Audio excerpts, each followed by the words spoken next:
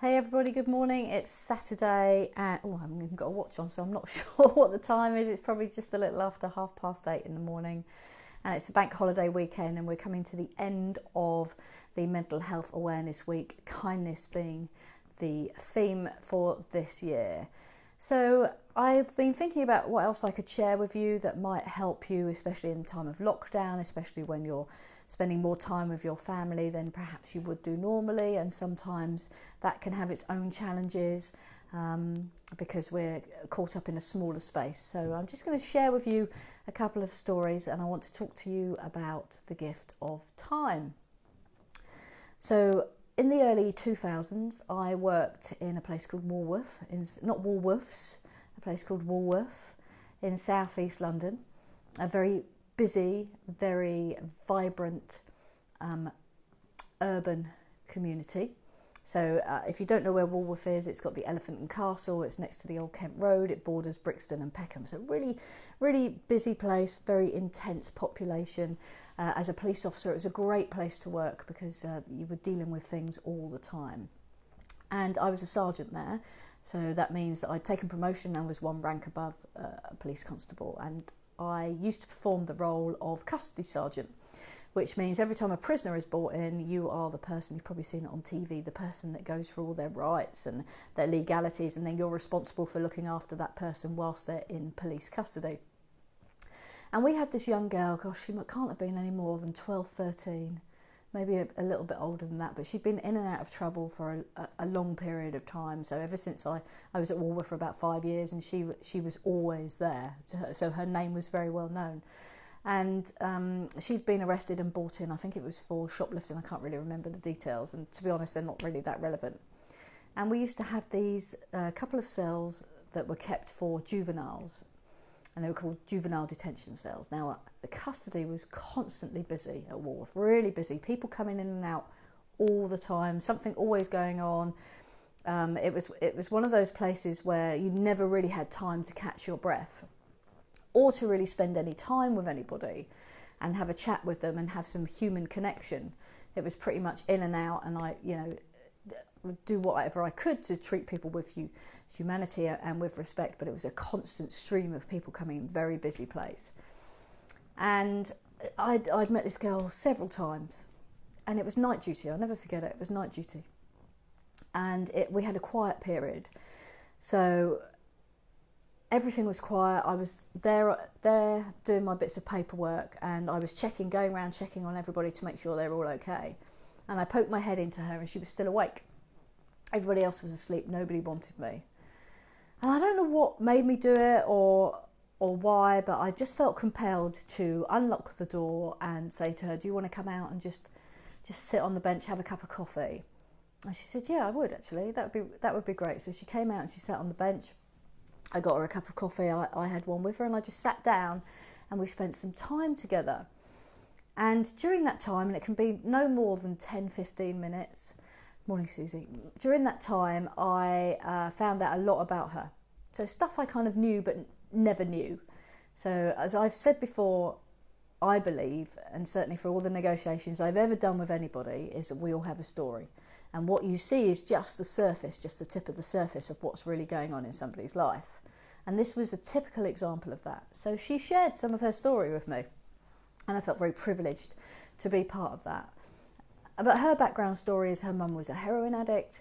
She mainly brought herself up. She lived on her own, although her mum was present. But she pretty much fended for herself from a very early age, probably from about the age of 5 upwards. Now, I can't imagine what that would be like, because I come from a very loving, caring family where my parents were there and they did what they could for me. So I was listening to what she was saying, and we just shared that moment. And when she went back into the cell, because she knew she was going to go back into the cell, and I said, "Right, I'm going to have to put you back in the cell now." And she just turned, and again, there are moments in your life that you'll never forget, and she just said to me, "Thank you, just thank you for spending some time with me." And every interaction I had with her from that moment on was different, very much so. We had a commonality, we had shared some time together. And going forward and using that now in my everyday life, because hindsight is great and it's lovely to be able to reflect on those things that have happened and how they've changed you and moved you with your experiences.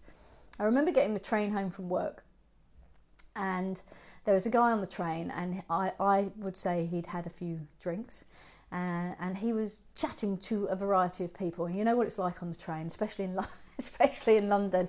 All the newspapers go like this, because people just want to live in their own bubble and their own world and not really engage, especially with somebody who appears to be a little bit inebriated. So all the newspapers were like this and no one was talking to him. And I have to confess, I myself was like, had a tough day at work, I just want to go home. My newspaper was here and I was like, please don't speak to me, please don't speak to me, please don't speak to me. Anyway, he started speaking to me. And I thought, okay, right. So I made a conscious effort to fold my newspaper away, put it in the bag and give him some time.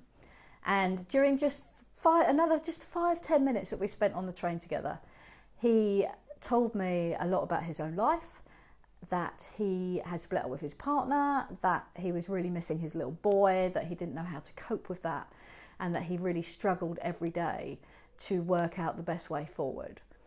And again, I felt, once I'd got off that train, I was like so pleased that I'd put my newspaper down just to spend that 5-10 minutes with somebody who wanted to talk about what was going on in their life. Now, research shows with children that if you spend 5 to 10 minutes with your child just once a week doing something that they want to do, not something you want to do, but something they want to do, the relationship and their behaviour improves dramatically. I don't know the reasons why, but I do know that the research shows that that's what happens. So that you put everything aside, your phones to one side, your computer to one side, your thoughts, your judgments to one side, and you spend that time just with them doing exactly what they want to do, then that improves the communication and the behaviour. And I've tried this. I always try it on Megan, don't tell her. I always practice on Megan. So, because she's a great person to practice on, especially as she's going through a change at the age of 13. Doing exactly the same.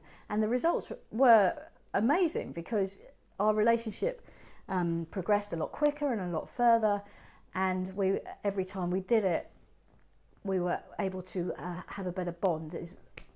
I'm struggling to find the right words for that, but certainly the bond had improved. And I do it with my partner as well, but it has to be a conscious effort. And when you do it, when you stop, because there is so much going on all of the time, and we're such busy people, and some of us have been forced to stop, forced to slow down in this time and spend more quality time with other people and reflecting on actually our lives. And are we rushing around? I've certainly found that myself. I don't know about you, but just stopping and reflecting on my life. And I know when I'm consciously aware of it and I stop and I give my partner time, then our relationship is a lot better. So I just thought I'd share that with you this morning. Is about spending time and the difference that it can make.